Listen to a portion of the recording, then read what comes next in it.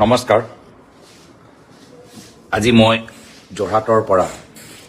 এই Facebook live যোগেদি সকলোকে মই প্ৰথমতে বিজয় দশমী শুভেচ্ছা দিবলৈ বিচাৰিছোঁ। যোৱাকালি যোৰহাটত আমি সকলোৱে প্ৰয়াত জুবিন গাৰ্গৰ আধ্য শ্ৰাদ্ধত উপস্থিত থাকিলোঁ আৰু তেখেতৰ বিদেহী আত্মাৰ সদ্গতি কামনা কৰিলোঁ। আজি এই ভিডিঅ' ফেচবুক লাইভ যোগেদি অসমৰ ভিতৰত, অসমৰ বাহিৰত,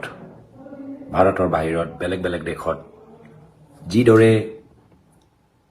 অসমৰ মানুহবোৰ একত্ৰিত হৈ জুবিনদাৰ প্ৰতি শ্ৰদ্ধাঞ্জলি জ্ঞাপন কৰিছে, এইটো এটা ঐতিহাসিক শ্ৰদ্ধাঞ্জলি। ইয়াৰ আগতেও আমি দেখা পোৱা নাই,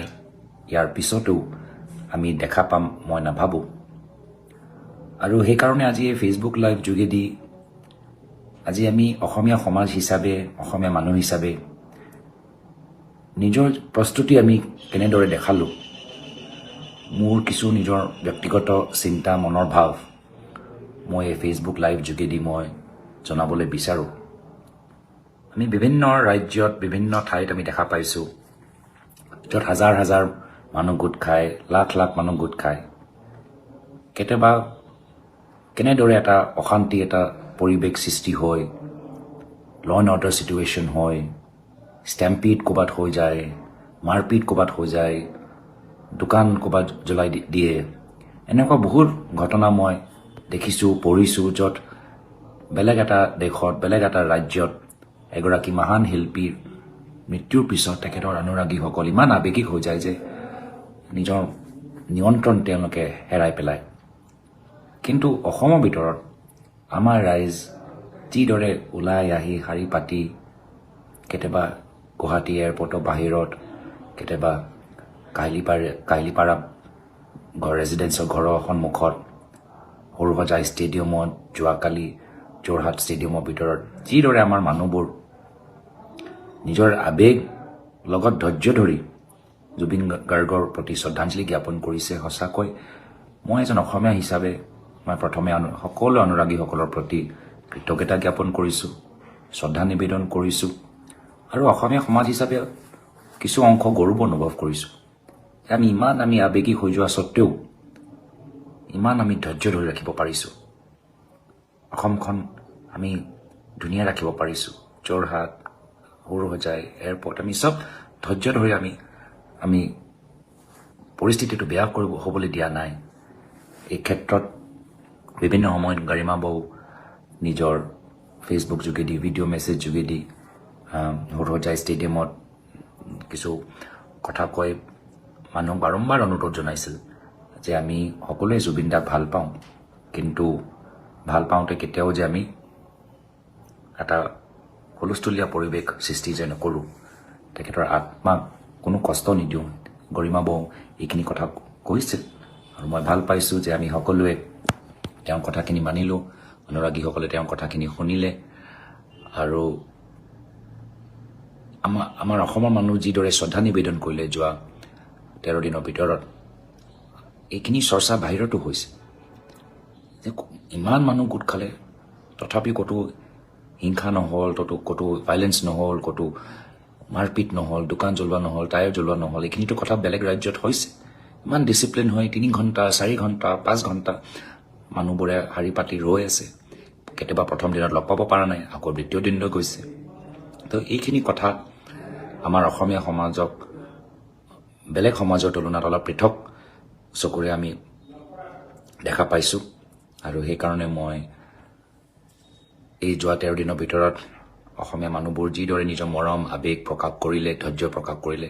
তাৰ বাবে ৰাইজকে মই ধন্যবাদ জ্ঞাপন কৰিবলৈ বিচাৰিছোঁ, কৃতজ্ঞতা জ্ঞাপন কৰিবলৈ বিচাৰিছোঁ। এতিয়া ভাবিবলৈ এতিয়াও টান যে অহা বছৰ আমি কেনেদৰে বিহু উদযাপন কৰিম। অহা মাহৰ এই মাহৰ 19 তাৰিখে এমাহ সম্পূৰ্ণ হৈ যাব, এমহীয়া পাতিব লাগিব। সময় যে ইমান পাৰ হৈ গ'ল কোনো ধৰিব পৰা নাই মানুহবোৰো এতিয়াও বুজিব পৰা নাই কি হ'ল কি হোৱা নাই সকলোকে যেন লাগিছে যে অলপ দিনৰ পিছত জুবিন দা ঘূৰি আহিব সকলোৰ মনত কষ্ট পাইছে সকলোৱে দুখ প্ৰকাশ কৰিছে সকলোৱে কান্দিছে সকলোৱে আৱেগিক হৈছে আৰু মাত্ৰ অসমৰ ভিতৰত থকা মানুহখিনি নহয় যি আমাৰ অসমীয়া মানুহ বেংগালুৰুত আছে পুনেত আছে দিল্লীত আছে বম্বেত আছে ইউএছত আছে ইউকে আছে অষ্ট্ৰেলিয়াত আছে সকলোৱে আৱেগিক হৈ গৈছে যে নহওক সময় যে কিছু আমাক সহায় কৰিব কিন্তু এই দুখটো সদায় থাকি যাব এই ক্ষোভটো সদায় থাকি যাব বিভিন্ন সময়ত আমি জুবিন দাৰ গীতবোৰ আমি গাই থাকিম তেখেতৰ ব্যক্তিত্বক স্মৰণ কৰিম শ্ৰদ্ধা নিবেদন কৰিম তেওঁ যে অসমখনক ইমান দিলে তাৰ বাবে তেখেতৰ প্ৰতি সদায় আমি কৃতজ্ঞ হৈ থাকিম তেখেতৰ পৰা আমি প্ৰেৰণা ল'বলৈ আমি চেষ্টা কৰিম আৰু আগবাঢ়ি যামগৈ আৰু জুবিন দা আমাৰ মাজত থাকিব আৰু তেওঁ যিদৰে কষ্ট কৰি অসমীয়া সমাজ অসমীয়া কলা সংস্কৃতি আগুৱাই লৈ গ'ল আমিও এই প্ৰেৰণাটো ল'ব লাগিব যে কষ্টবিহীন আমি জীৱনত আমি কেতিয়াও সফলতা লাভ নকৰোঁ আমি কষ্ট কৰিব লাগিব অসমীয়া সংস্কৃতি মাত্ৰ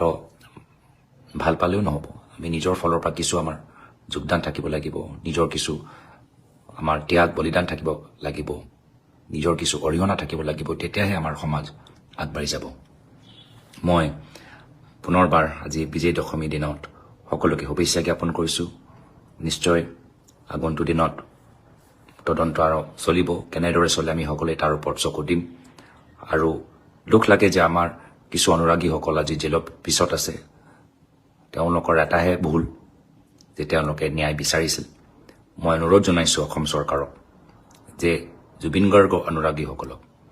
জেলৰ পৰা তেওঁলোকক ৰেহাই দিয়ক কোনো কাৰণ আজি তেওঁলোক জেলত দৰে কেছত বা অনন্য কেছত জেলৰ ভিতৰত ৰখা কোনো প্ৰয়োজন নাই চৰকাৰে ৰাইজৰ আৱেগটো বুজি পাওক অনুৰাগীসকলক সমৰ্থকসকলক যিসকল আজি তাৰিখত মাত্ৰ ন্যায় দাবীত তেওঁলোকক জেলত ৰাখিছে তেওঁলোকক চৰকাৰে ৰেহাই দিয়ক এয়া হ'ল বিৰোধী হিচাপে ব্যক্তিগত হিচাপে অসমৰ এজন নাগৰিক হিচাপে জুবিনদাৰ এজন অনুৰাগী হিচাপে সমৰ্থকসকলৰ এজন বন্ধু হিচাপে মোৰ ফালৰ পৰা এটা বিনম্ৰ অনুৰোধ নমস্কাৰ ধন্যবাদ